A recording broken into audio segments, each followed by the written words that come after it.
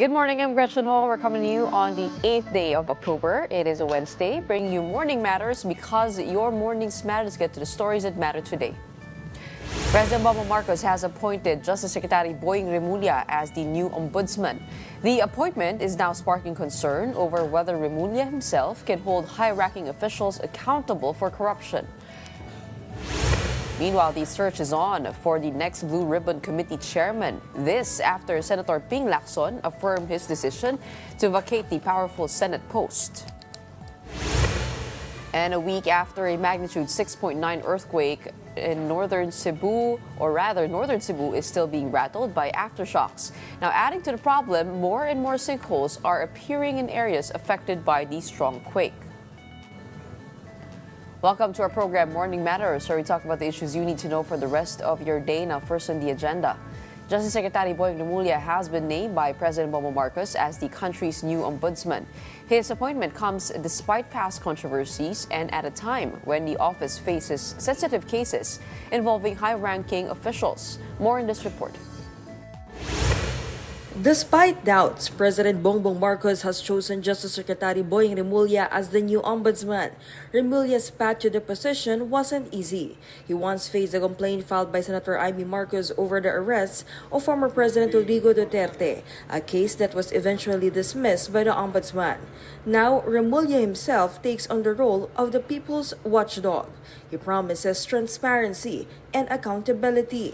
Magkakaroon ng ganong media office, I think that there will be more interviews and more news coming from the Ombudsman's office.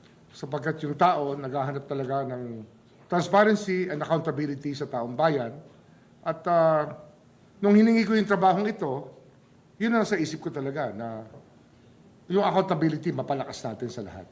Bukod sa iba pang mga tungkulin na pwede nating gampanan. According to Remulla, President Marcos himself ordered him to hold corrupt officials accountable. Sabi niya, yung accountability of public officers, pangalagaan mo talaga. At hinahanap ng taong bayan yan.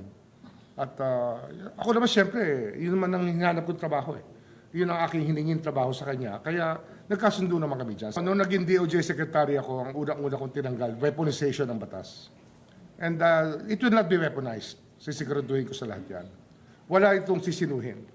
Ang trabaho ng ombudsman para sa buong Pilipinas, hindi sa isang kampo ng politika.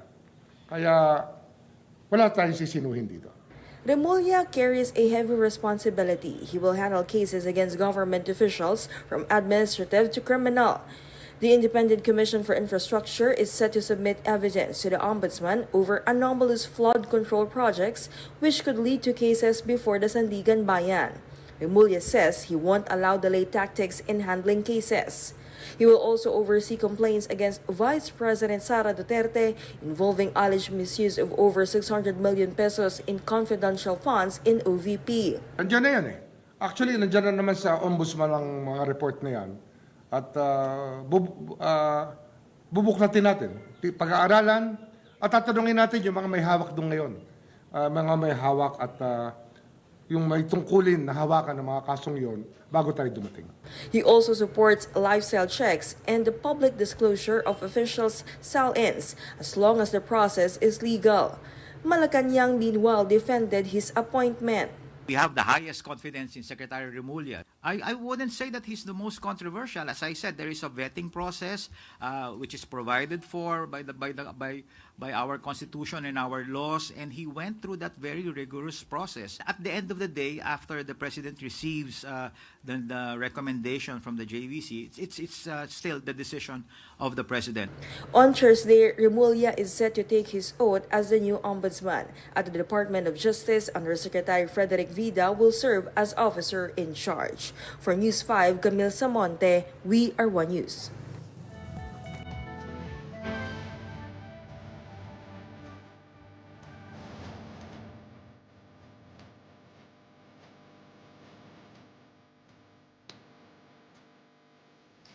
We have a new ombudsman, and to react to that, we have on the show retired Supreme Court Associate Justice Antonio Carpio, a respected voice on constitutional law and governance. Good morning. Welcome back to Morning Matters. Good morning, Gretchen. Good morning to our viewers. Okay, first of all, your reaction to the appointment of Secretary Remulla as the new ombudsman, do you think it was based on merit or on other considerations? Well, actually, Boying Remulla was my student in law school, and he was hardworking and came to class always prepared.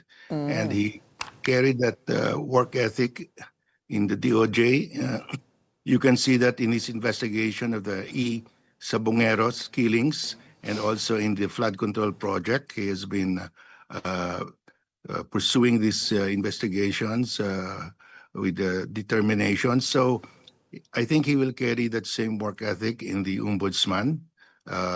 And he comes to the ombudsman at a very critical juncture in our history because the people is losing faith in all institutions of government because of the massive corruption as shown in the flood control project scam. No? And so he is in a position to reverse the tide. It's a unique position. If he performs his duties well, he investigates, he leads, he pursues, he prosecutes everybody based on the evidence without any selective prosecution, without any discrimination, then he just might turn the tide. He just might restore faith in the government because the people really is losing faith in all institutions of the government today. He does not come to this office without controversy, though. We do know he did sign off on the handing over of the former president to the ICC, then to The Hague, right? And which was the case that was filed upon the ombudsman. Pero yun nga, katanungan ng lahat, ano na po nangyari doon? He is one of the most loyal soldiers of the president, which does not make a surprise with this decision. But others would say, how do we begin to trust this office if he has been a controversial choice, a polarizing personality in politics? Well, in the putting in the plane former President Duterte and sending him to The Hague, he used as basis an existing law that the government can choose, since we are no longer a member of the ICC. There's a law which says that the government can choose whether to turn over a person accused of crimes against humanity, turn him over to an international tribunal, or prosecute him here. And the decision was to turn him over. So there was basis to do that under the law. People may not like it, but there is a ground for that under the law. And that was questioned before the Supreme Court, and the Supreme Court did not issue a TRO. So it's controversial in the sense that it could have gone either way, but that was a decision also anchored on the law. And on the fact that he is very close to the president, well, that's natural. We have to. That's why the people must be very vigilant. Must watch every move of the ombudsman. That's why I'm saying the big question now is, can he prosecute without discrimination, without selective prosecution? Because people will say that he will only prosecute the political opponents of the administration. But we will be watching that. And he knows that if he does that, this will backfire not only on him but on the president. That's why I'm sure he understands that that will destroy his image, that will destroy the president also. So he has to prosecute everybody and prosecute based on the evidence. Wherever the evidence leads him, then he goes there. So that we will be watching.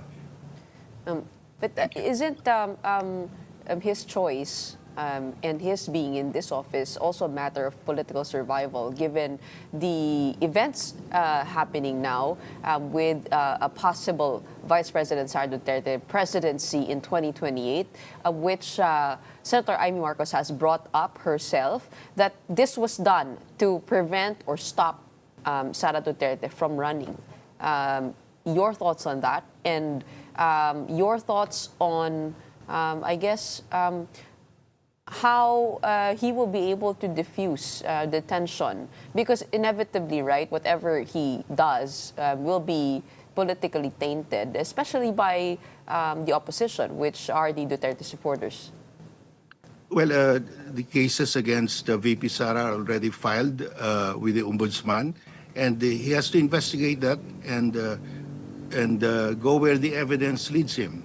And if there is cause to file a case, then he should do what is required under the law. But he should not be selective. He should go after the allies of the president who are also involved in anomalies, like the allies of former Speaker Martin Romualdez. As long as he does that, as long as he's not selective, the people can gauge that, then he cannot be criticized because he is fair. What is to be avoided is selective prosecution. He should prosecute everybody based on the evidence. And with that, the people will support him. So if you say that, oh, he will go after the vice president or somebody else, well and good, let him go after based on the evidence, but it should not be selective. He should also go after allies of the president who have cases before him and where the evidence is strong. He was the first to diffuse the tension. Sabi po niya, the law will not be weaponized at he will kumbaga, he will go after accountability of all public officers. Yeah, the first thing that he should do is to lift the prohibition on the public disclosure of SAL-ends of public officials. Because that's the number one thing that will turn the tide on transparency, because the previous ombudsman refused to make public the SAL-ends of public officials. Of course, you have to block out certain private information which are not material, like the address of the people, the names of children.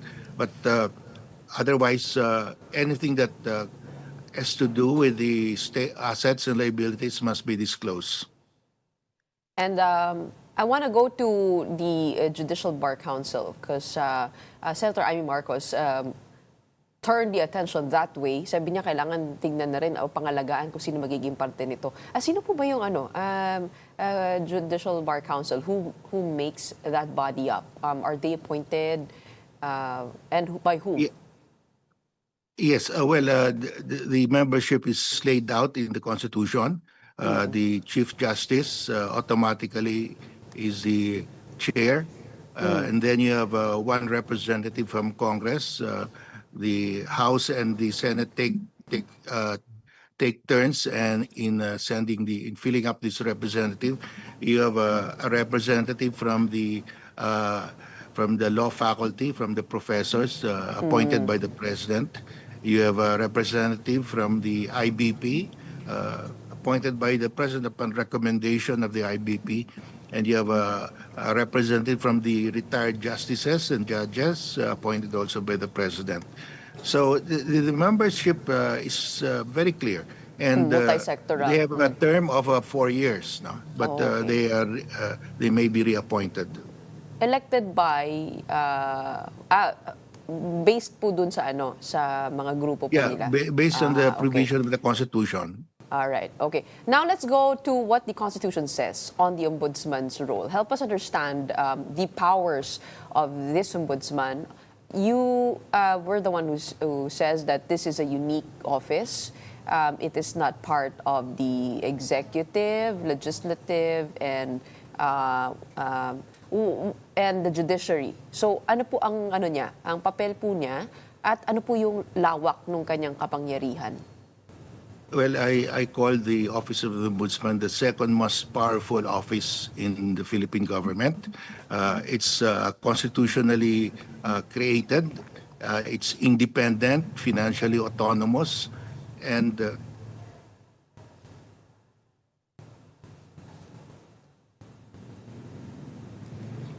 That's and what you uh, just the said. yeah, and the ombudsman has a fixed term of 7 years, and he can investigate anybody in government, motu proprio, even without a complaint from anyone. If he reads in the papers that there are some anomalies, he can investigate on his own. So it's a very powerful office, and he's not under the supervision of the president. He's independent.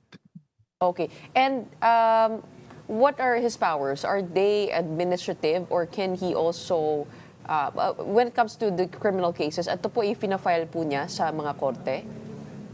Well, he has administrative power. He has a disciplinary authority over all government officials, except those who are impeachable. So anybody in government who has committed violated the law can be investigated and administratively disciplined by the ombudsman, except for those who are impeachable, and the and also the members of the judiciary, and the members of Congress, because that's a separate body.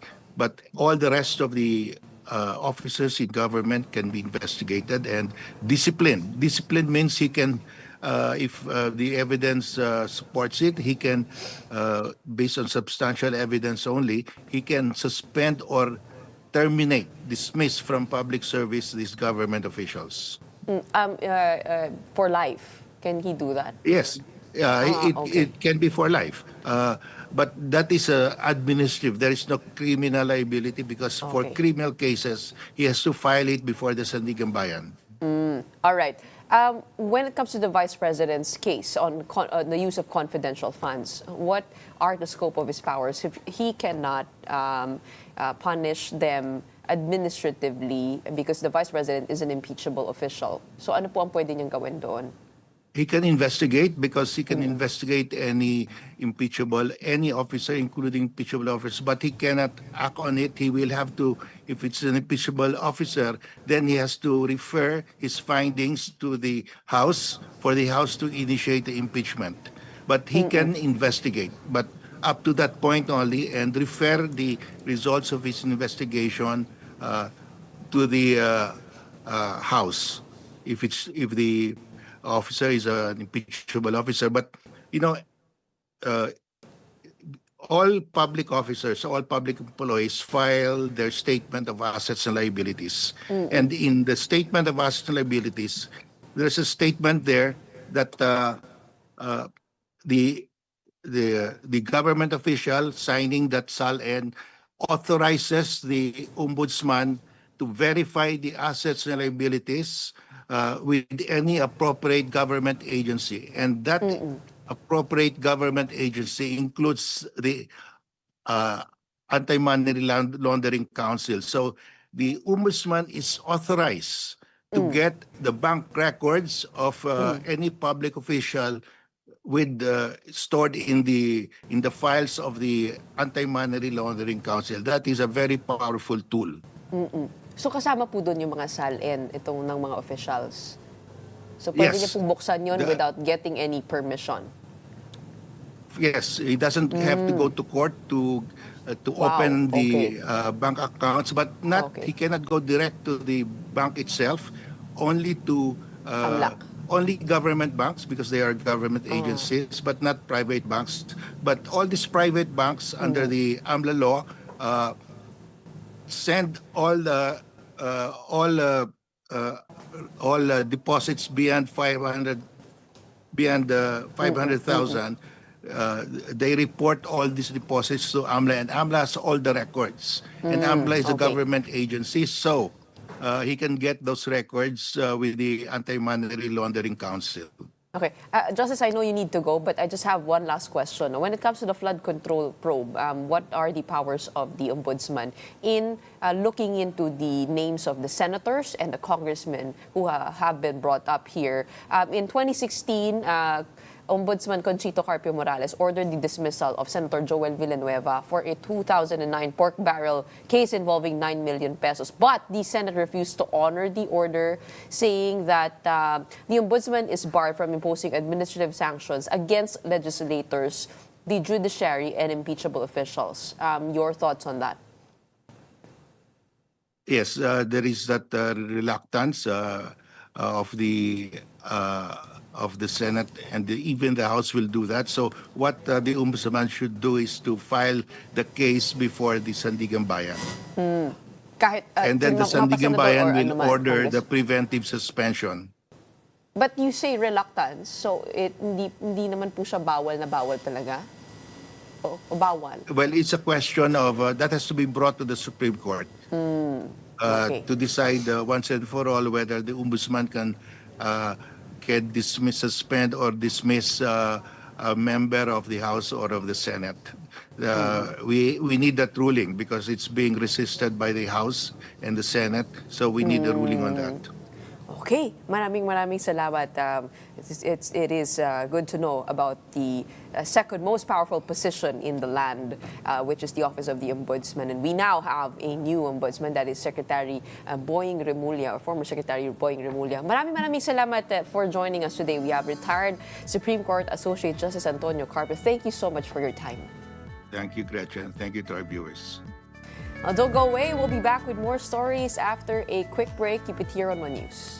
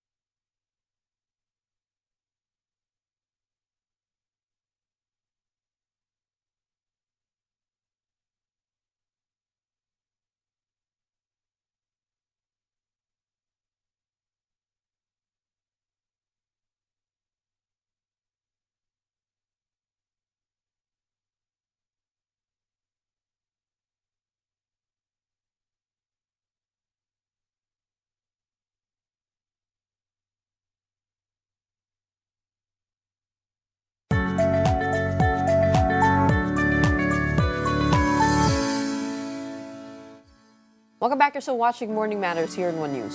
Senate President Pro Tempore Ping Lacson is standing by his decision to resign as chairman of the Blue Ribbon Committee, despite appeals from fellow senators for him to stay on. Here is the report. When I say no, it's no. When I say yes, it's yes. Sir, may recommendation po kayo? So wala na, sir. Final answer na, no, na-resign na. Senate President Pro Tempore Ping Lacson will not retract his resignation as chairman of the Blue Ribbon Committee. Several senators, including Lito Lapid and Kiko Pangilinan, urged him to continue leading the investigation into anomalies in flood control projects. But Lacson remains firm in his decision. Dapat mag-stay put siya kasi siyempre kaya-kaya naman niya yan eh. Nirespeto natin kung anong mga desisyon niya. Nandun siya eh. Pero kailangan siya talaga na alam naman natin eh, straight yan na kung mag-investigasyon.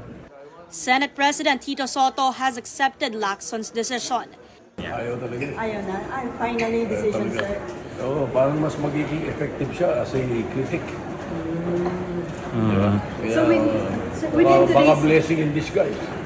He added that the next Blue Ribbon chairman may be named today after the scheduled majority caucus. Potential replacements include Senators Pia Cayetano, J.V. Ejercito, Risa Hontiveros, Kiko Pangilinan, and Rafi Tulfo. Ejercito, however, immediately turned down the possibility. Papasalamat ako sa tiwala. Alam ko limitasyon ko, mas marami ang tingin kong mas may kakayanan ang mag-lead ng committee. Mas gusto niya na manatili siya. Mas gusto niya? Kasi walang may gusto ngayon sa ngayon eh. So, tsaka nagkaliwanagan naman eh. Tulfo also declined, explaining that he doesn't want to lose focus on the three committees he chairs: Labor, Migrant Workers, and Public Services. Senators Hontiveros and Cayetano have not yet made any statements. Meanwhile, Senator Amy Marcos said members of the minority are unhappy with how the Blue Ribbon hearings are being handled. Bakit tinigil ang Blue Ribbon at saka yung huling dalawang hearing na parang pinipigilan kami. Kaya hindi na ako umattend kasi parang gusto nila hanggang kay Congressman Saldi ko lamang. Senator Mark Villar appeared before the Independent Commission for Infrastructure as a resource person in its ongoing inquiry into alleged flood control anomalies. Villar, who served as Public Works Secretary from 2016 to 2021, clarified that he did not appoint former Bulacan 1st District Engineer Henry Alcantara, though Alcantara was promoted during his term. So he is organic sa Department of Public Works. Okay. Also present in yesterday's ICI proceedings were contractors Curly and Sara Discaya. They requested an additional 7 days to submit more documents, a request the commission granted. It went well. The senator just explained the processes he applied or he used during the time that he was DPWH secretary, with regard to how he managed the department. Senator Jinggoy Estrada has filed a perjury case against former DPWH engineer Bryce Hernandez. Estrada lodged 4 counts before the Quezon City Prosecutor's Office after Hernandez accused him of receiving a 30% kickback from Bulacan projects. Estrada denied the claim, calling Hernandez a liar. Hernandez's lawyer said they have yet to receive the complaint, but insisted that the case is only meant to silence a whistleblower. Ang sabi ni Bryce Hernandez, tumatanggap daw akong kickback na 30%. Meron daw akong tinanggap.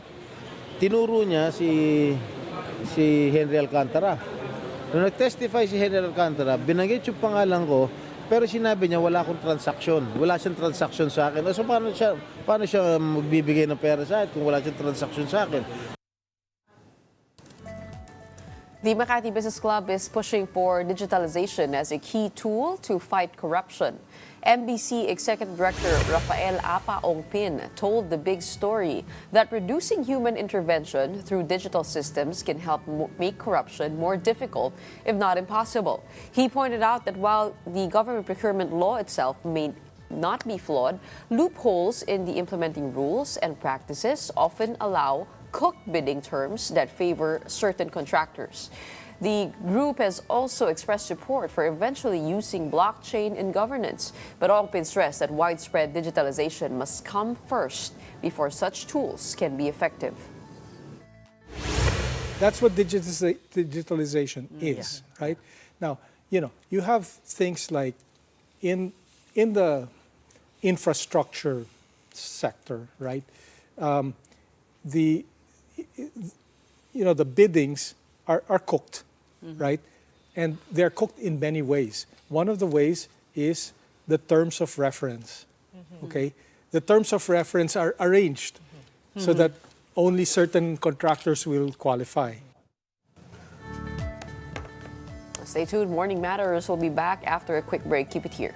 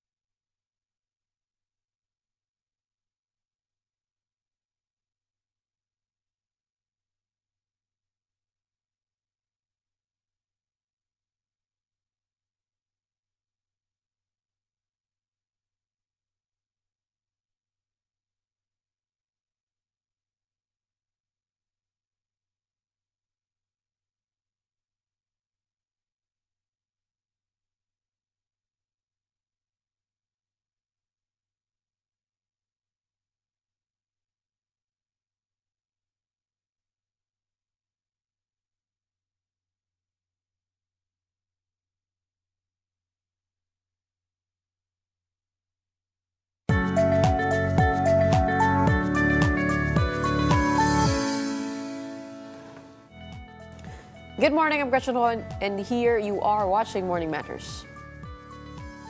Caloocan 2nd District Representative Edgar Erice likened Congress to a burning house, accusing his colleagues of fueling massive corruption.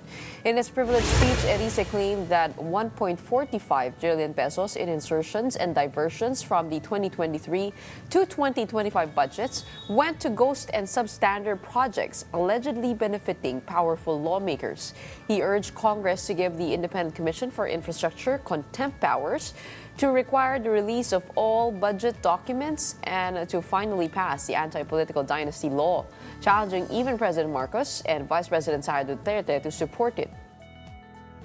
Noong mga nakaraang Kongreso, may mga apoy na. Ngunit sa 19th Congress, sadyang pinasiklab ang dambuhan ng sunog at ngayon, naglalagablab na rin ang galit ng sambayanan. Lalo na ng mga kabataan. Pakiramdam nila, sinusunog natin ang kanilang kinabukasan. ML Party List Representative Laila De Lima urged newly appointed Ombudsman Boying Remulla to prove his independence and loyalty to the Filipino people. De Lima said Remulla's mandate is to protect the public, not his relatives or political allies. She called on him to fast-track investigations into alleged corruption in flood control projects, stressing that all those involved must be held accountable, regardless of rank or connections. De Lima added that Remulla now has an opportunity to restore public trust by ensuring swift and impartial justice. And to talk more about the appointment of Boying Remulla as Ombudsman, we have with us on the show Mamamayang Liberal Party List Representative Laila De Lima. Good morning, Congresswoman. Welcome back. Good morning, Gretchen. Good morning to your listeners and viewers. Congresswoman, we had Justice Antonio Carpio earlier and we asked for his reaction. At sabi po niya, naging estudyante niya itong si Secretary Remulla, hardworking daw at he's shown to have political will when it comes to, for example, the missing Sabongeros case. Do you agree with that? Was he a strong candidate for you for the office of the Ombudsman? Or do you have your qualms about this appointment? I basically and essentially agree with the belief that he has strong political will. Meron siyang tapang, meron siyang courage. Ang kailangan na lang na i-prove niya, ipakita niya sa atin, yung kanyang independence. Nawala siya, talaga siyang sasantuhin. No sacred cows. So without fear or favor, he will be fulfilling his mandate because his is a very sensitive, it's a very important, significant mandate. Lalo na sa ngayon, lalo na sa mga nangyayaring ngayon. It's actually a most challenging mission of a lifetime, yung pagiging ombudsman ngayon. So yun ang kailangan pa niyang ipakita sa sambayanan na kaya niya na magpanagot, mag-imbestiga ng seryoso, honest to goodness, na magpanagot kahit sino pa man siya, kahit pinakamataas na opisyal ng ating bayan. Basta may ebidensya, kailangan talagang mapanagot. Pero yung in terms of courage, in terms of political will, I think we can trust him with us. He has the right personality. He has the right mindset. He has the right direction. So, as I said, I have to show enough and genuine independence as to the fulfillment of his mandate. How difficult would that be for him, knowing that he is deeply entrenched in the political system? He comes from the Remulla family. And what actions would you like to see from him? I guess the first actions to demonstrate impartiality. Well, actually, you just really have to take seriously his mandate. Yes, we can say that he is essentially and primarily and originally a political animal because he started in the field of politics. He ran for office in Congress a long time politician. And that is why that will be his most difficult challenge, to divest himself of political interest, to divest himself of political consideration.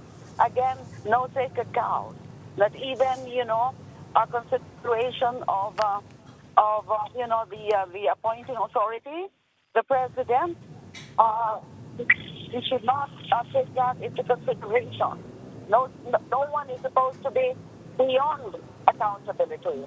Not even the appointing authority. Not even his relatives who are mostly also in politics and also in government positions that who are potential subjects of investigation that can be a possible risk of his mandate.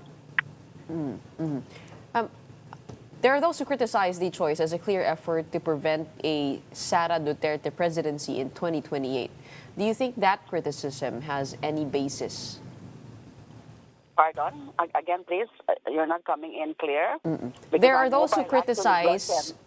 There are those who criticize his choice as a move to prevent a Sara Duterte presidency in 2028. Do you think that criticism has basis?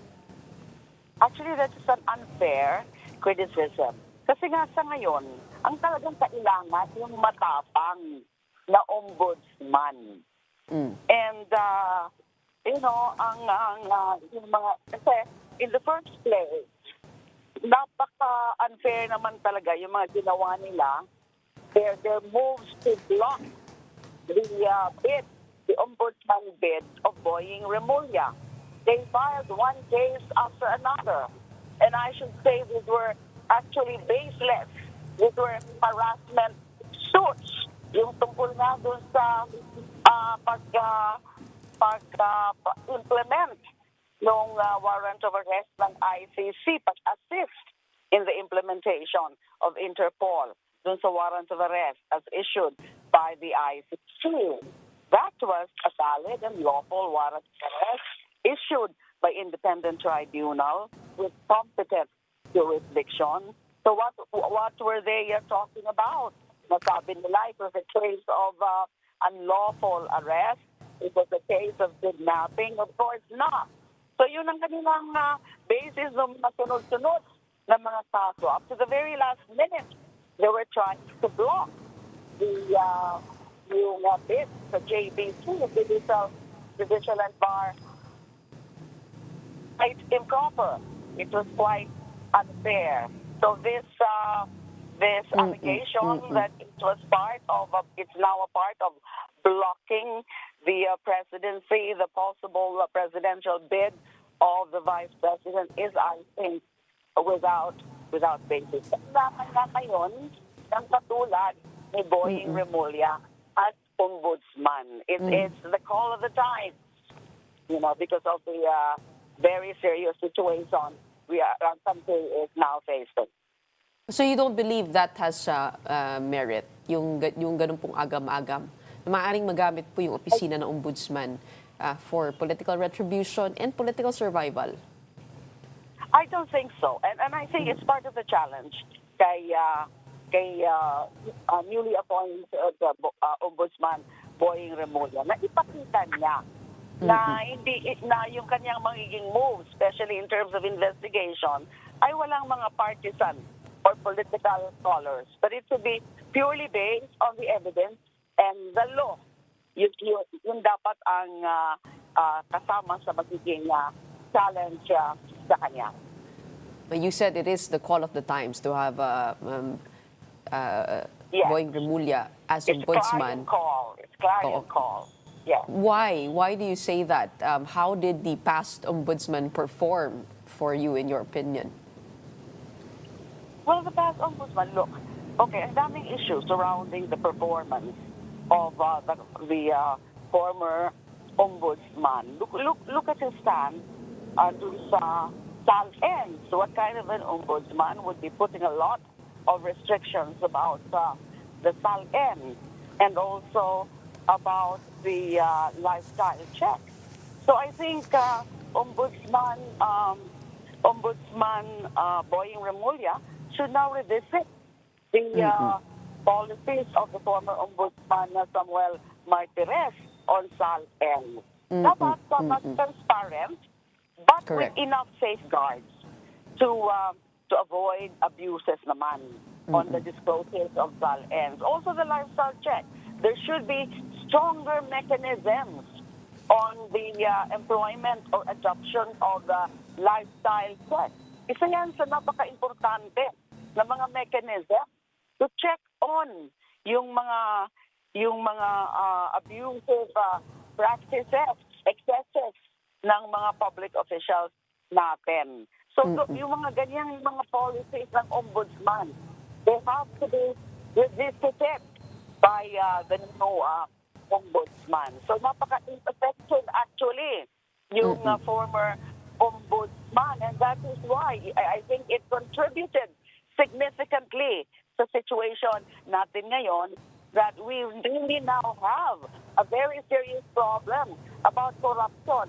I call now the state of corruption as a syndicated official corruption. Yung nangyayari ngayon, especially sa infrastructure and flood control projects. Before we go there, as I wanted to talk about the ICI probe, but I'd just like to ask about how the appointment of Boying Remulla changes the bid to hold the Vice President accountable for the use of confidential funds. Alam po natin na marami pong mga grupo nag-aantay ng Pebrero para mag-file ng isa pang impeachment case. Paano po kaya magbabago yung dynamic na yan? Although the Vice President is an impeachable official, At sabi po ni Justice Carpio, pwede lamang no, mag-file ng kaso before the Sandigan Bayan. Your thoughts on that? How does this influence the impeachment? Well, okay. For one thing, even if the vice president is an impeachable official, nothing naman can prevent an appropriate agency or an appropriate official like the ombudsman from undertaking investigation for the purpose of filing appropriate cases later on. Diba? Kasi for yung impeachment naman kasi that's for the purpose of removing an impeachable official because he or she cannot be removed from office except through impeachment. But pero later he can be subjected to other cases, to prosecution, to a civil and a criminal prosecution for the purpose of filing those cases later. For example, for plunder cases, nothing can prevent the Office of the Ombudsman from already starting some kind of an internal investigation or gathering evidence or fact-finding. Wala namang ganong constitutional or legal prohibition. But of course, yung tungkol sa impeachment, since ganon ang nangyari sa Supreme Court at sa Senado, na nila yung impeachment sa complaint, yung articles of impeachment, then the complaint has to wait until February kung hindi marireconsider. And it looks like it na hindi nga marireconsider. Wala man lang nga tayong narinig pa from the Supreme Court on the various motions of the Oo nga po, medyo matagal-tagal na. Before it. Oo nga. But one thing that Justice Carpio mentioned, no, ito may power ang ombudsman to get bank documents from AMLA, and including the SALN. So, maaring maisiwalat.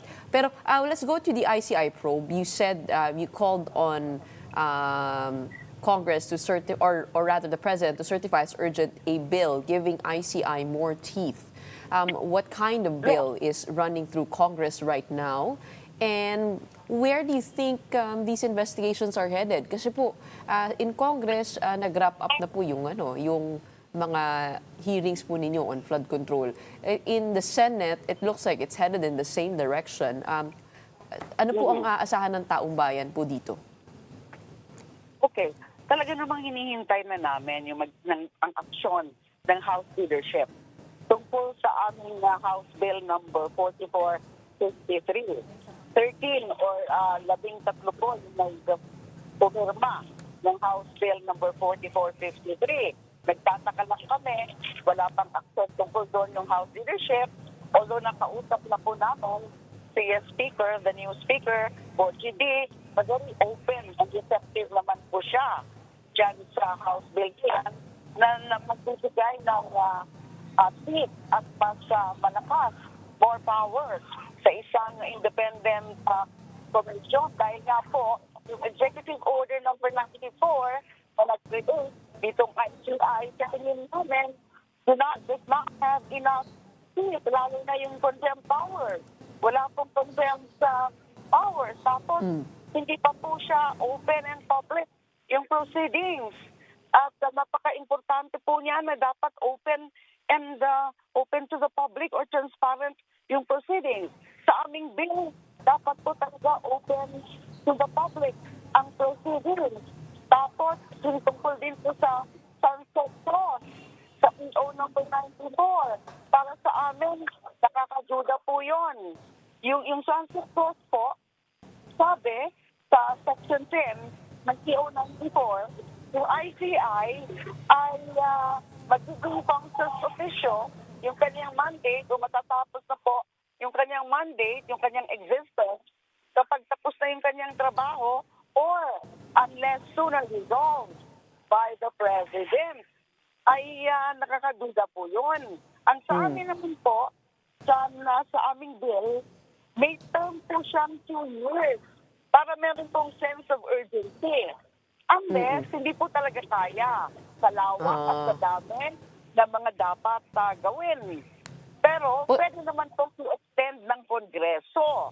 May Congresswoman, Ilan lang po yun? Ilan lang po posible yun po sa mga kaya pwede- tingin niyo po ba posible ang investigasyon na walang sinasanto? Kasi nga po parang yung iba po ay nagsasabi na baka, actually si Senator Amy Marcos na po nagsabi, mukhang ang gusto lamang dito ay si Zaldico lamang yung managot. At hindi na po ito, kumbaga parang hindi na lahat ay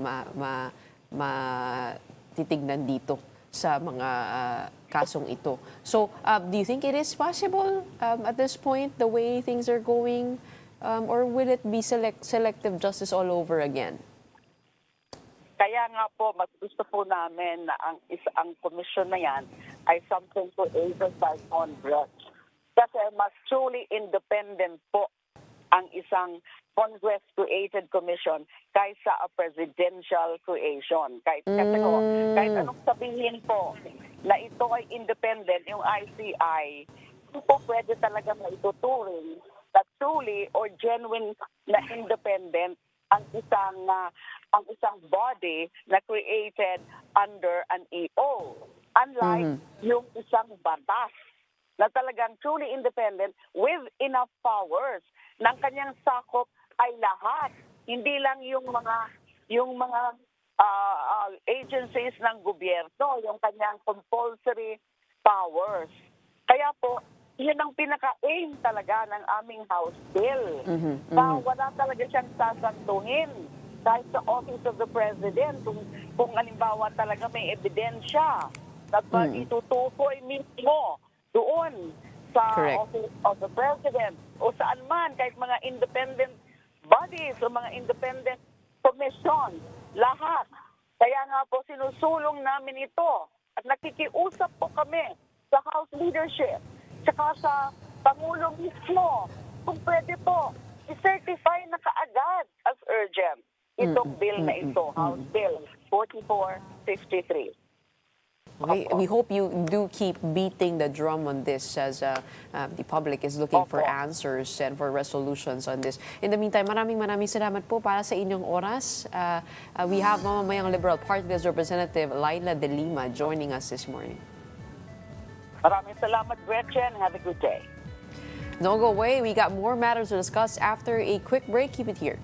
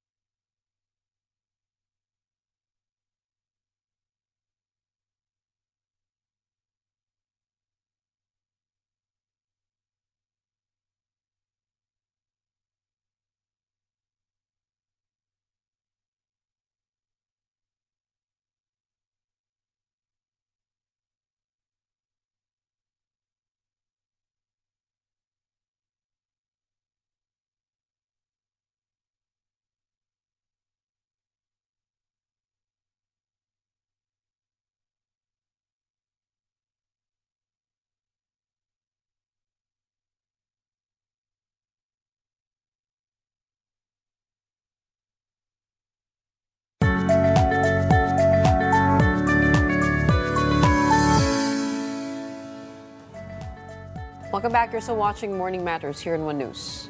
4 trucks remain stuck on the collapsed Pigatan Bridge in Alcala, Cagayan. The bridge's steel beams buckled after the heavily loaded trucks carrying tons of agricultural products crossed at the same time, far exceeding the 18-ton weight limit. 7 people were injured and rushed to the hospital. Authorities have closed the Pigatan Bridge, which has stood since 1974, and designated alternate routes for motorists. Public Works Secretary Vince Dizon is expected to personally inspect the bridge. Inaagam ko pa ngayon. Parang hindi pa nila mahanap kung kailan last retrofit. So, yun, isang problema yun. No? So, kailangan imbestigahan ko din yun. Residents in northern Cebu continue to experience aftershocks following the magnitude 6.9 earthquake that struck the province last week. In Barangay Luyang, San Remigio, locals fear that each tremor is causing sinkholes to widen and deepen, endangering nearby homes and schools. The San Remigio local government has recorded at least 36 sinkholes across the town since the quake. Now, despite the destruction, residents in Bogos City have been offering free fruits and vegetables to volunteers and donors passing by, a gesture of gratitude to those delivering aid to affected areas. Authorities continue to monitor aftershocks in Cebu as assessments and relief operations remain underway. And that wraps up today's episode of Morning Matters. We hope we've given you the right start to your morning. Let's go ahead and make the day matter. My name is Gretchen Hall. We are One News, all sides, all the time.